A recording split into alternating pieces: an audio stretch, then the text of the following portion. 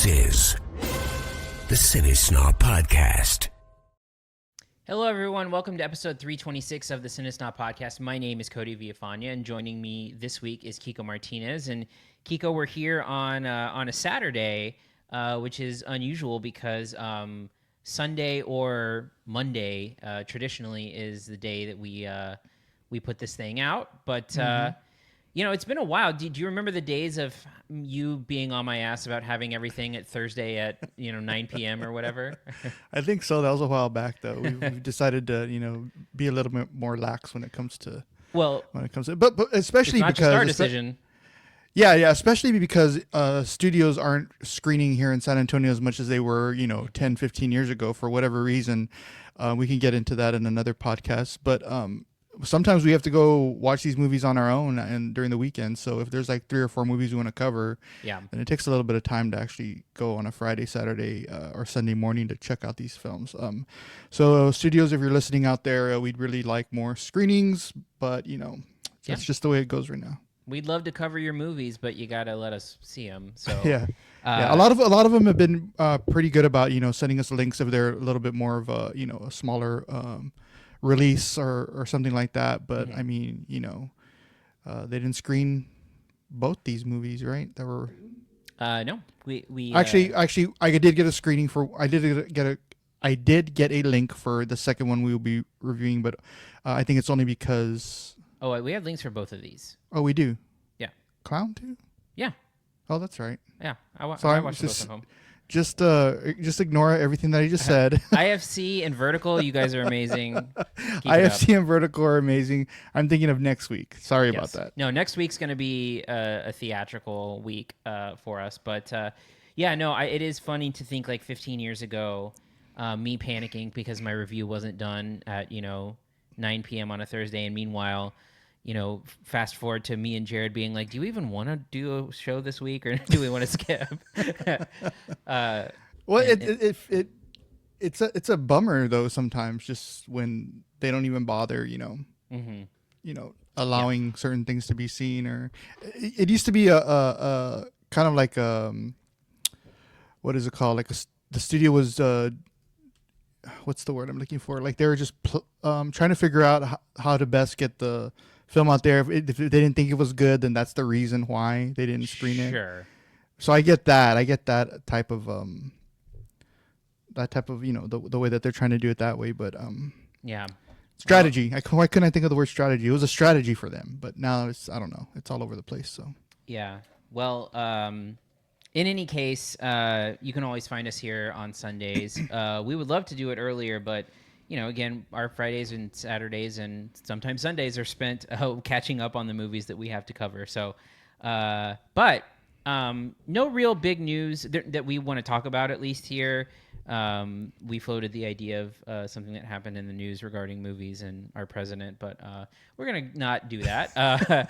But speaking of like the president of movies, we found out that Tom Cruise is going to be in San Antonio in like a couple of weeks from now, and pretty big and crazy news. He's doing some sort of event or appearance at Fort Sam Houston, and then he's going to be popping into movie theaters for the first screenings of Mission Impossible: Final Reckoning. Yeah, and he said movie theaters plural, so I'm not sure if it's just something that he said in his announcement or if he's really going to be at more than one theater. But being the sleuth that Cody is, he tried to figure out where the movie theaters were, and we think we have a good idea of maybe 1 or 2 that he might be at. So, did you go ahead and buy a ticket to one of them? I mean, the one that I'm almost positive he's going to be at is at like 2:00 in the afternoon on a Wednesday or Thursday or something like that. So like, there's no way I could possibly do that. So okay. I did not, for whatever weird glimpse you would get for half a millisecond of him. What he's probably going to end up doing is just going in there to introduce it for, a minute and then leaving. Yeah. And then either going to a second theater and then taking off to Dallas or just doing that one theater. So yeah. But it is crazy to think that the night that it comes out, he's going to be here in our little city. In San Antonio, yes. And whether you like him or not, and I've been reading, because I wrote an article about it when I first found out. Thank you, Cody, for letting me know. Yes. And they put it up online, and then of course, there's a lot of people that don't like him because of his, whatever personal preferences he has in certain things. But whether you like him or not, he's an A-list celebrity. He's the biggest movie star in the world. So yeah, I don't like when people are like, oh, Tom Cruise, I don't like him. Where are you getting this A-list? Because I think I put A-list in the headline. A-list celebrity stuff. He's not an A-list celebrity. Yes, he is. He's an A-list celebrity. No, that's he's the epitome of what an A-list celebrity is. So, yeah, no, I mean, again, he's like the biggest movie star in the world. It is kind of crazy, and like also like everything about him is like larger than life as well, and everything right. like the movies that he makes. So it is crazy, everything else aside. It's weird how things go up and down for certain people like him. Like, I mean, everybody was on the Tom Cruise bandwagon when Top Gun Maverick came out, because that was just like a revolutionary type film that everybody loved, and then just depending on what he's making next, it's just like, oh yeah, I remember him in Scientology. So it's like, I don't really care about that stuff. Yeah, I mean, it's the optics of it are sometimes not the best, but right. I mean, I think if we knew the optics of all the celebrities, we wouldn't like anyone. So it helps that we both go to Scientology church every Saturday afternoon, right? Yeah. We're both clear at this point. Yeah. Is that the term? Yeah, you're going clear. That was the name of the documentary. Oh, that's right. But yeah, so if you want to try to catch a glimpse of Tom Cruise, I think it's the 22nd of 22nd, May. Yeah. He said that he's going to be in San Antonio. He's a big proponent of IMAX, and so I think that might be, a good indication of where he might be, based on the idea that he's probably not going to pop into some, shitty theater with like bad sound or whatever. When he's like Mr. Theatrical, and he saved the movies with Top Gun Maverick, so that's right. I forgot about that part. Yeah, that was mildly sarcastic, but yes, I know. So that's basically all we've got today on that front, and we have a shorter show today. We're just covering 2 movies, so why don't we just go ahead and get to it? Sounds good. Here are this week's reviews. So first off, this week we have Fight or Flight. Fight or Flight is a film directed by James Madigan, starring Josh Hartnett, and it is about a mercenary who takes on the job of tracking down a target on a plane, but must protect them when they're surrounded by people trying to kill both of them. So this is part of the sort of like Josh Hartnett comeback that everyone is enjoying, that we have not coined we haven't coined it yet, have we? Yeah, no snappy term yet, but a heart attack, or there you go. I don't know. What is it? You get what are those paddles called where you get revived? Oh, a heart. I don't know what a defibrillator is what it's called. There you go. Good luck working that into Josh Hartnett. We have to workshop it still. Yeah. But this is essentially like an action movie. I would almost I guess I would characterize it as an action comedy. Again, about this guy who's like a mercenary who again ends up having to track someone down on a plane, and then basically everyone on the plane is an assassin trying to kill them. So there's going to be like apt comparisons here to something like Bullet Train that came out several years ago. It's sort of similar to kind of like any other kind of like everyone's trying to kill you in a tight space type movie too. You'll see it maybe on something like like The Raid, the first Raid movie, or Dread, or there's another one that I thought of. There's a movie, an Indian movie called Kill, where it's basically a guy taking about a bunch of people on a train. It's like super violent, that came out last year. And so it's no different from that perspective of just sort of like the expectation of what this is. I mean, it really is just a bunch of like kills and then sort of like moderately wacky antics that happen. And I think from the perspective of what I think is fine about the movie is I do think that like some of the humor with the kills is okay. I mean, it's the thing that kind of plagues a lot of these movies, which is it's a bunch of like CGI blood that like doesn't really look all that great a lot of the time. and kind of takes you out of the movie a little bit. But there are some like kind of like brutal kills that are darkly funny or whatever the case might be. But my whole thing with this movie is that this is like a B borderline C level everything else. Like the script of this movie is really terrible. It has this, there's these characters that are, talking from like a control room. They're played by Katie Sackhoff and Julian Kostoff, and they have like the most like over the top, like hard ass leader dialogue that's just incredibly corny and none of it's believable. The script again is just really, really bad, like across the board in this movie, and kind of again is enough to take you out of it. When you finally figure out who the target is and who he's protecting, and then who everyone else is after, I don't know that would you consider it a spoiler? I don't know if it's a spoiler or not.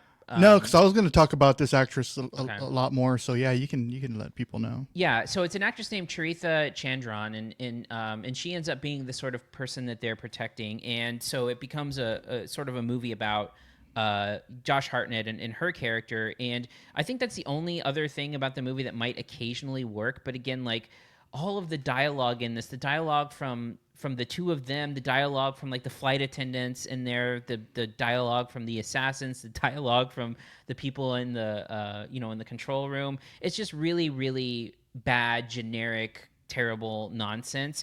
And I feel like the production value of the movie, again, it's like all taking place in like the in a plane, and it just feels like it's really cheap and low budget. I don't think that it feels big in any way. I mean, I just don't think that the jokes land, aside from like the comedic violence. I don't think that the script is well thought out. I think that the story is really, really generic. And so, yeah, I think this is just like a B movie. And I think that, as a B movie, it's Josh Hartnett is committed, and I'll give him that. He's 100% in on this concept and like the physicality of it. But for me, I just could not really get over how lame everything else happening around the violence is. So, Kiko, how about your thoughts on Fight or Flight? Yeah, I'll agree with you with a lot of what you said, but I think I liked it a little bit more than you did. I liked it. First of all, I liked it a lot more than Brad Pitt's Bullet Train that you mentioned from 2022, which is basically the same story. It's just a bunch of assassins trying to kill one dude on a plane instead of a train this time. So everything that happens on the plane, I was game. The fight, it's in the close quarters. The one fight where the Asian female assassin gets a broken wine glass shoved in her eye socket. And of course, Josh Hartnett's committed performance. I liked all of that. I liked that he was this flawed character who looked like this regular dude. He was, he wasn't a John Wick type character. I liked the shirt that he went on board with. It was like a strawberry milk, like an anime shirt that had like strawberry milk on it. I thought that was funny. Anyway, so they didn't overwrite his character. He stayed grounded. He wasn't this insane killer who was, destroying everything that he came into contact with on the plane. In fact, I would even argue that his character got his ass kicked just as much as anyone else in this movie, sure. which I liked. So I was also a huge fan of the British Indian actress, and you mentioned her name, Charitha Chandra, in this. I've never seen her in anything else before, but now I want to see her in everything. I really liked her character, and I really like her as an actress. I don't know what it is about her. She has this like little I don't know what it is about her that she just was like a bright light in every scene that she did or she shared with Josh Hartnett's character. So hopefully I get to see her a lot more. I would recommend this. As silly of a premise it is, I would have recommended this definitely.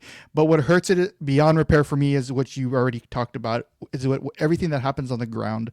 I mean, all of the stuff that happens with Katie Sackhoff and Julian Kostov and the other guy, I think his name is like Judah James. It's just a big momentum killer, anybody else who's back at quote unquote headquarters is wasted.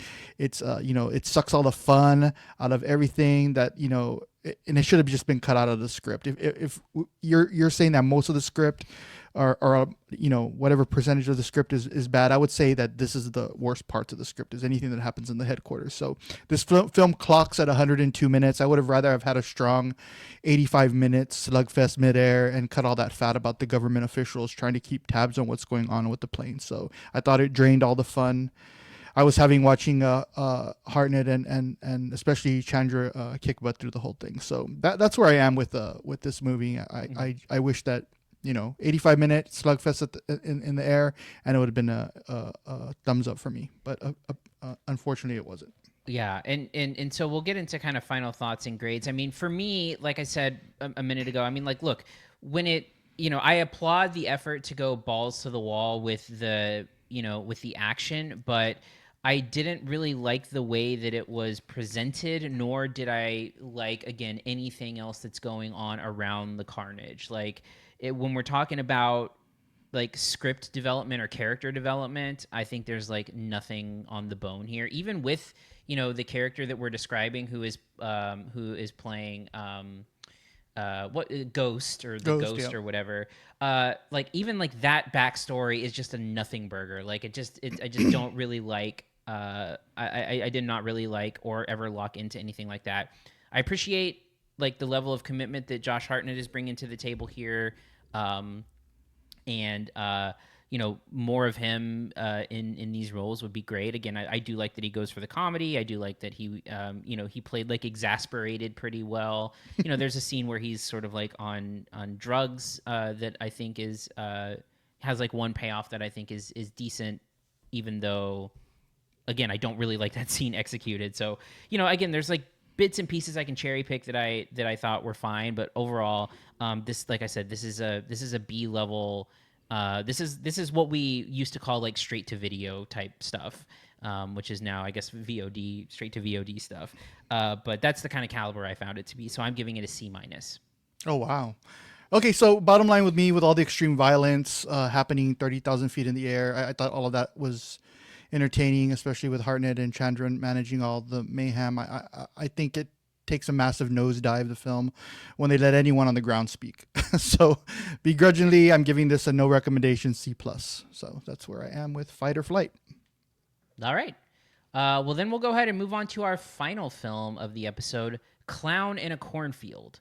So Clown in a Cornfield was directed by Eli Craig, which is like the thing about the movie that made it like the most interesting to me, because Eli Craig was the writer and director of Tucker and Dale versus Evil, which is like an all-time favorite of mine. It's a great horror comedy that came out in 2010 with Alan Tudyk and Tyler Labine. Again, like a true like indie horror comedy that really kind of is able to have its foot in both categories. And I think the best sort of horror comedies do, sort of like, like Shaun of the Dead, like works as a zombie movie and then works as a comedy in the way that this Tucker and Dale versus Evil played as like a slasher while also being really, really funny. Mm-hmm. And so I was excited about this. And unfortunately, actually, this premiered at South by Southwest and I intentionally skipped it because I knew it would be on like out within like a couple of months. But the synopsis of Clown in a Cornfield is kind of what it sounds like. It is a fading Midwestern town in which Frindo the Clown, a symbol of bygone success, reemerges as a terrifying scourge. I think it's Scourge. That might be the right way to. I was more interested in the name Friendo and how that's. Yeah. You would think there was an I somewhere in there. I guess not. Scourge. It's Scourge. I don't know why they use that word. That's an interesting word to use in a synopsis. For a slasher movie. Yeah. Called Corn in a Clown. Yeah. I've been doing that. I've been calling it Corn in a Clownfield a couple of times. Now that movie I would like to see. Would it be like the band Corn that's stuck in a thing of clowns? That's a good one. It would have to be with a clown field with a K too. Oh yeah, that's right. So this is again, like basically a slasher movie about so the synopsis there is pretty bare, but really it centers around this character played by Katie Douglas, who her and her father moved to this like old abandoned town, and she gets they're in the wake of a loss that they had, and she sort of falls into the wrong crowd, including someone whose family, founded the town, and they have this it's like a corn syrup factory or some shit like that that represents the town, and that's where Friendo is from. And then he's a logo, or he's like the mascot of it. and then basically what they find is that the clown is going on a killing spree of mostly younger people or teenagers or whatever. So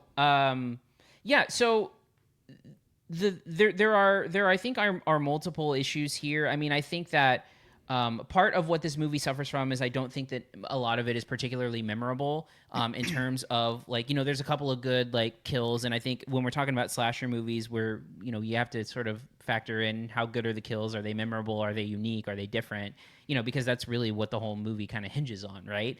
And so there are a few pretty decent or good kills in the movie.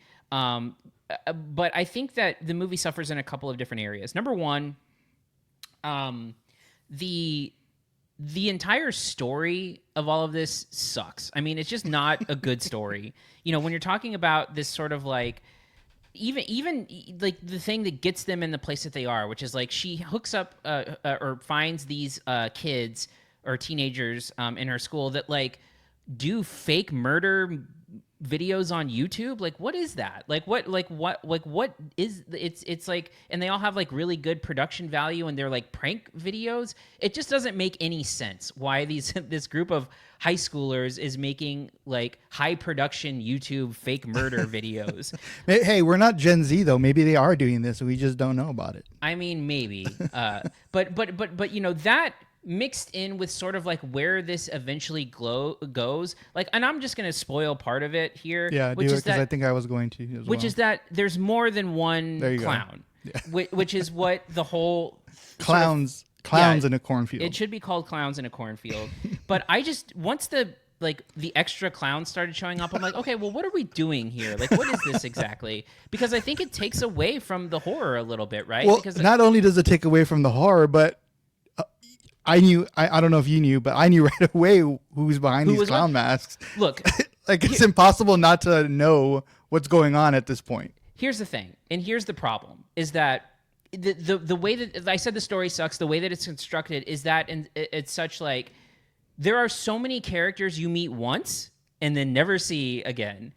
What do you think's going to happen there? This is horror movie 101, right? Yeah, which is they have these characters that show up for a scene or two tops, and then you kind of immediately know where this is going. And I think it's very, very predictable. So when 10 clowns come out of the cornfield in that one scene, you're like, okay, I was exactly on board with what you just said. I'm just like, okay, what's going on here? Why did they turn this into a Royal Rumble of clowns? Yeah. And then right away I was like, oh, okay, blank is in on it, right? Mm-hmm. And so it was a really, really dumb quote unquote twist, I guess. Yeah, that is really easy to figure out. Now, I think the other thing that is a little bit of a misfire here is that it's a pretty straightforward slasher.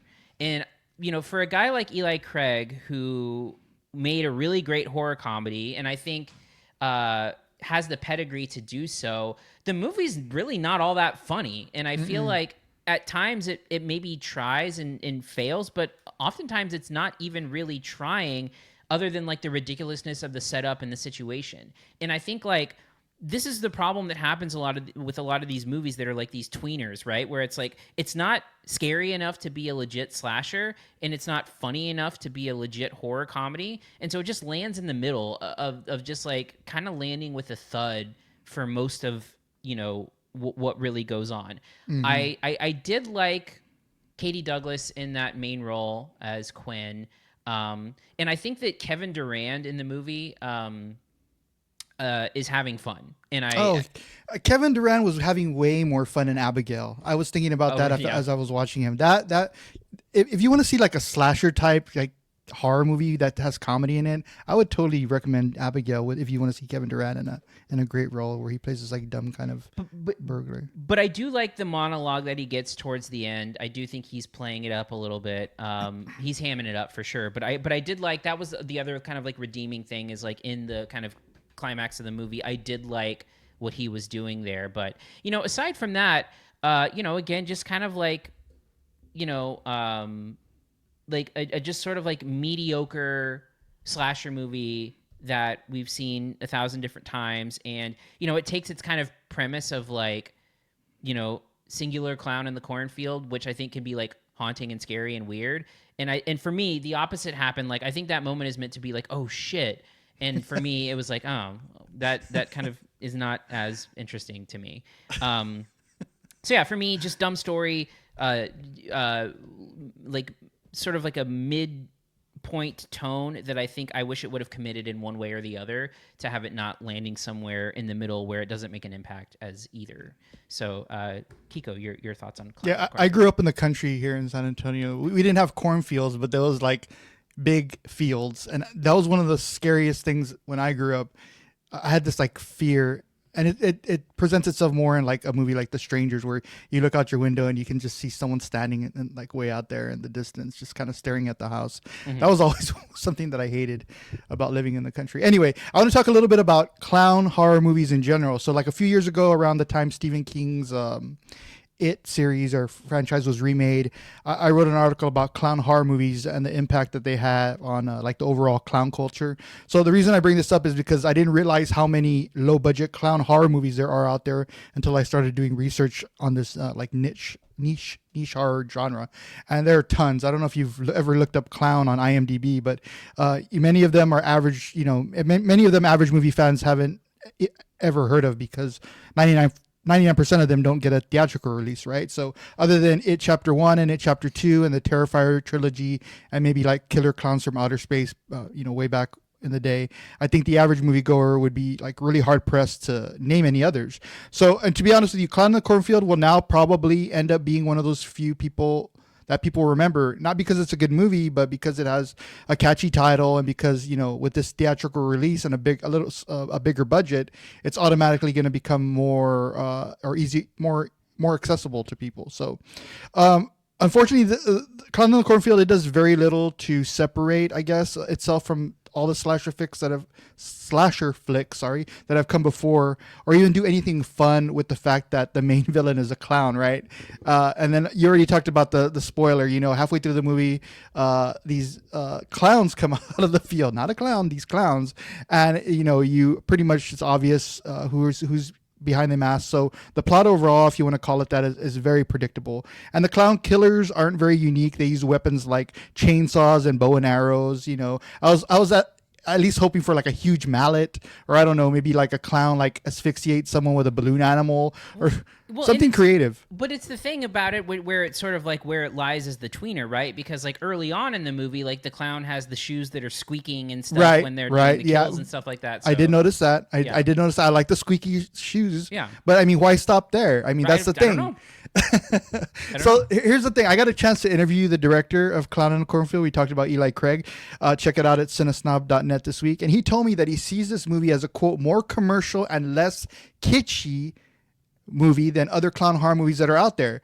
Now, I get the more commercial part, right? That's fine with me. But it's probably what it was, you know, it's probably what's going to get them a sequel if this does well at the box office, the fact that it's more commercial. But what makes no sense, like we've just been talking about, is avoiding all the kitschiness. Like, you have a clown as a killer, but you're treating him like he's like a villain from Scream or I Know What You Did Last Summer. So it's Clown in a Cornfield. You need to lean into that.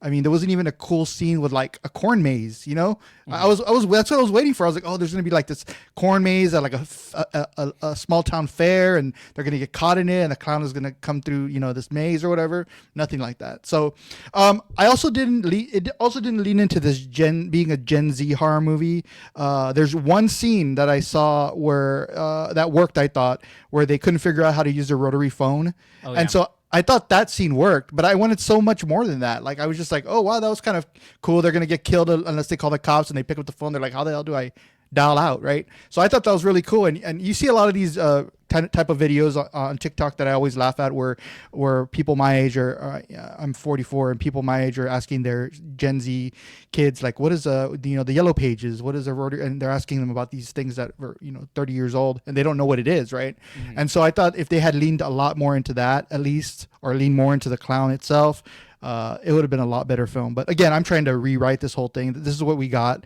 and I didn't like it much in the direction that it went. So yeah. All right. Well, then we'll get into final thoughts and grades. So yeah, I mean, again, I said it before, but I'll just sort of summarize. Like, I think that it is not like scary enough to be or effective enough, bloody enough, violent enough, whatever you want to call it, enough to be a slasher. It's not funny enough to be an effective horror comedy, so it lands somewhere in the middle.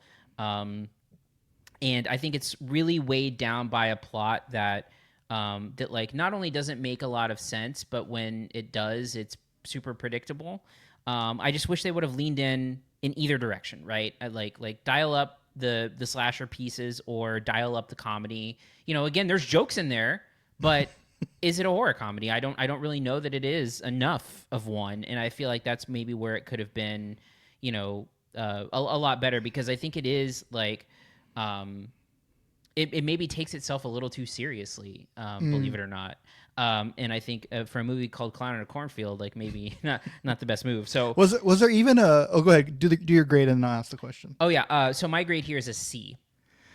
Yeah. Was there even a joke about the syrup? Like, that would have been such a cool little thing to do. Like, if everybody was covered like in the corn syrup and it looked like blood. Was there ever any of that? I don't think there was any direct reference to it. No. Yeah, that would have been kind of. I mean, I guess that was what the mill was a corn syrup mill. But it was anyway, a corn syrup factory. There you go. So yeah, maybe they're gonna wait until Clown in the Cornfield is a sequel and go hard. That's why I'm thinking they didn't call it Clowns in a Cornfield, because the sequel needs that title. There you go. And maybe they're gonna start leaning into it a little bit more. But I thought this first one, was a generic slasher fic that doesn't take full advantage of its kitschy villain or small town setting, and the tone is stale. It's not nearly quirky, funny, or offbeat enough to stand out in the horror comedy genre. I mean, we're not asking for another Shaun of the Dead, please, or we're also not asking for another Terrifier series. It doesn't need to be that bloody, It needs to be somewhere in the sweet spot in the middle. But yeah, it doesn't reach either of those goals. So I am giving this a below average C-. All right. Well, that's going to do it for today's episode. Next week, we'll be back for a handful of movies here.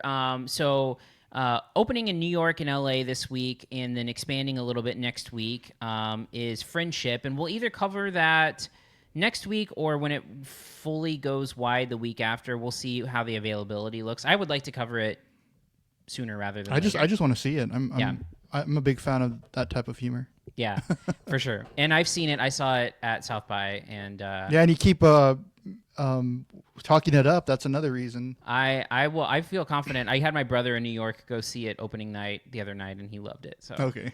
Yeah. But and then we also have a couple of movies. Final Destination: Bloodlines.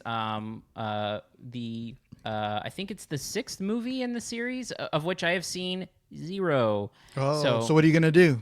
I'll watch the first one. Okay. Well, the first one's the best one, so I'm not gonna go. If past you want to one. call it that. But yeah, I'm gonna call it, I'm gonna give myself a little bit of context and then stop. I don't think I can't remember if any of them even connect. To be honest with you, I don't know. I don't know any of that stuff. So, but the new one is called Bloodlines, so we're hoping that there's going to be a little blood in it, right? Or is it going to be like Clown in a Cornfield? I don't know. It's going to be a bloodless Final Destination. That'd be funny. Yeah. And then the other movie we have is Hurry Up Tomorrow, a movie that's I don't even know what to make of this movie. So it's a movie directed by Trey Edward Schultz, who made things like Waves and Waves. Krisha. I liked Waves a lot, yeah.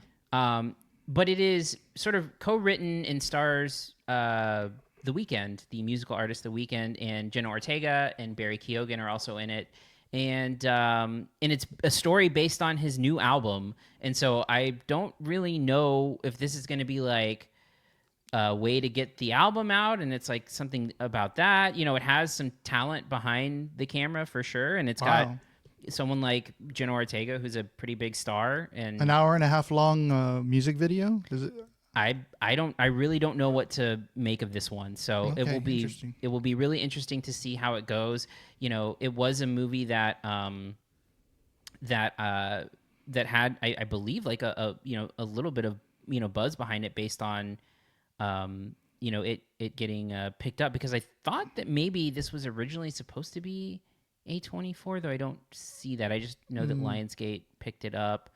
Maybe not, but so it'll be really interesting to see if this thing is worth anything. And it's more than 90 minutes; it's 105 minutes. So, well, hopefully it's better than the Jennifer Lopez movie that came out. Where she was trying to sell an album too, right? That's right. But I think that was a streamer, right? That was a streamer. Right, that movie. was on Amazon. Yeah.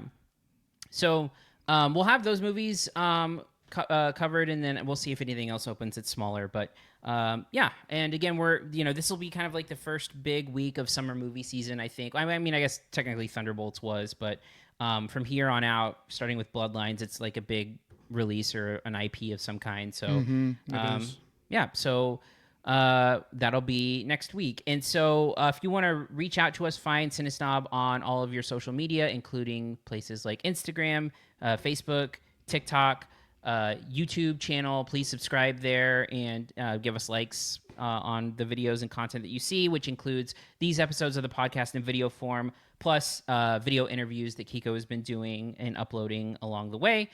We also have 2 other podcasts that you could subscribe to that Kiko does, Somos Hollywood and the CineSnob Sessions. And if you happen to listen to this on Apple Podcasts, go ahead and press that 5-star button. It helps us out. We need those numbers. Kiko, anything you wanted to add this week? No, I think we'll have another week before we get to see Tom Cruise live and in the flesh. But so we'll bring that up when if one of us actually goes out there. But thanks for joining us, and I'll let Cody take it. I'll let Cody wrap it up. He'll let me say thanks for joining us as well. So thank you everyone for listening. Let us know what you think of the show, and we'll see you next time. Thank you for listening to the CineSnob Podcast. To read reviews, interviews, and more, visit cinesnob.net. See you next week.